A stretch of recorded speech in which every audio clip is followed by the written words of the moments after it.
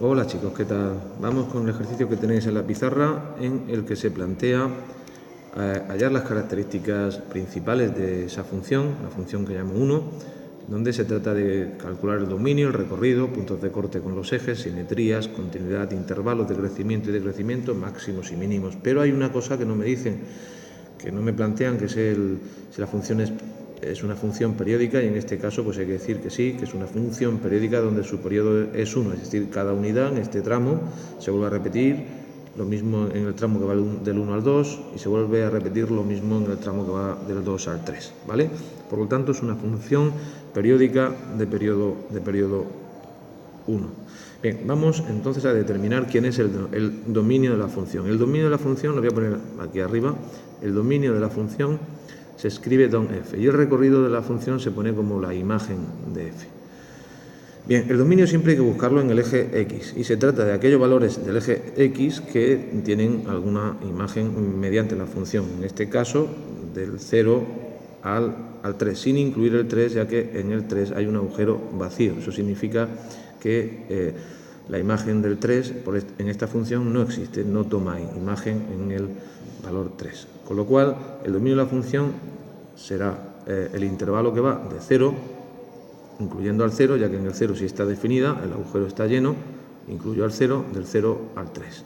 Y el recorrido hay que buscarlo siempre en el eje y, es el conjunto de valores del eje y, lo voy a poner en azul para que lo veáis. El conjunto de valores del eje y que son imagen de algún valor del eje x. Y eso se ve proyectando en la gráfica los valores. Pues daros cuenta que el 1 no lo toma nunca, ya que los agujeros están vacíos, pero el resto de los valores sí, desde el 0 hasta el 1. El 0 se incluye y el 1 no se incluye.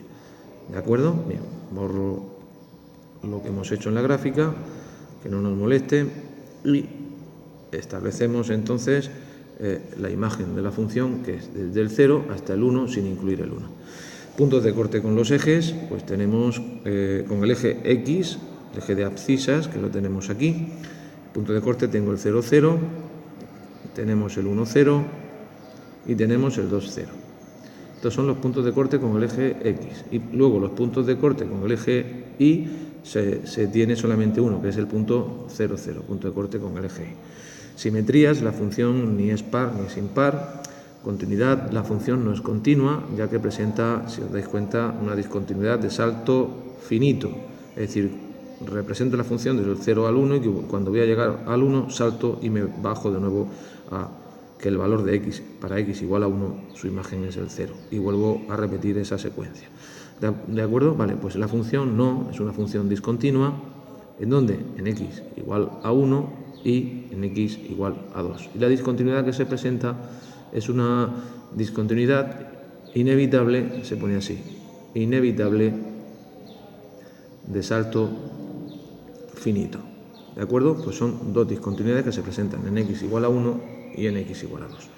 Intervalos de crecimiento, bueno, pues la función, si os dais cuenta, siempre crece y crece de la siguiente manera. De 0 al 1, unión del 1 al 0, del 1 al 2 y unión del 2 al 3. Vamos a abreviarlo y vamos a poner que crece del 0 al 3.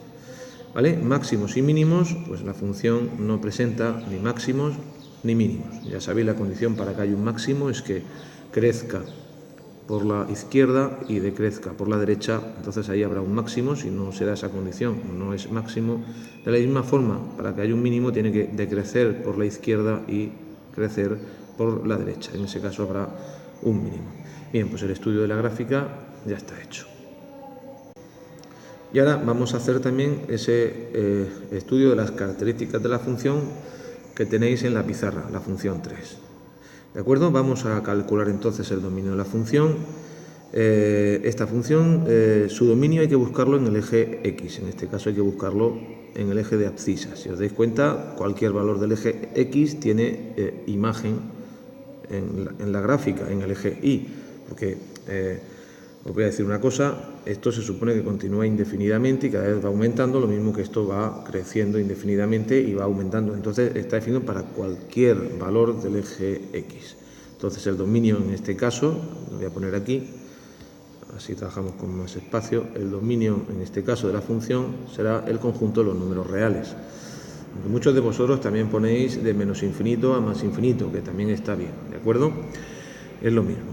Después vamos a calcular el recorrido. El recorrido de la función se define, se escribe como la imagen de la función, es el conjunto de valores del eje y que tienen proyección en la gráfica, que son imagen de algún valor del eje X. Si os dais cuenta, esto tira hacia abajo, esto sube hacia arriba, es decir, son todos los valores del eje Y. Por lo tanto, la imagen de la función será también todos los reales. Vamos con el punto B, donde me pide hallar los puntos de corte. Los puntos de corte con el eje X, si os dais cuenta, son dos. Uno es el 0, 0 y el otro es el 3, 0.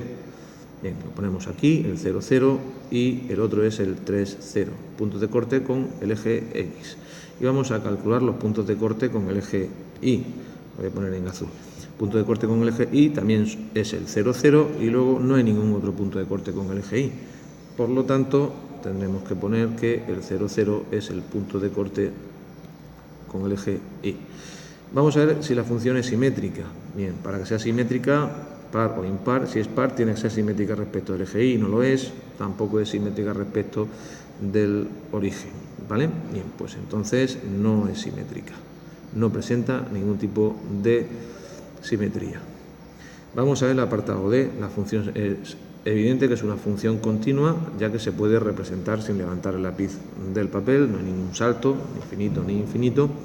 Vamos con el apartado E, donde me plantea que estudie los intervalos de crecimiento. Bien, pues la función, voy a coger la goma para hacer el seguimiento, pues viene de menos infinito y va creciendo, se usa la goma, va creciendo hasta este punto. Ahí va a presentar un máximo, porque ahora empieza a decrecer. Y a partir de este punto, donde presenta un mínimo, empieza de nuevo a crecer. Por lo tanto, va a crecer hasta ¿qué punto?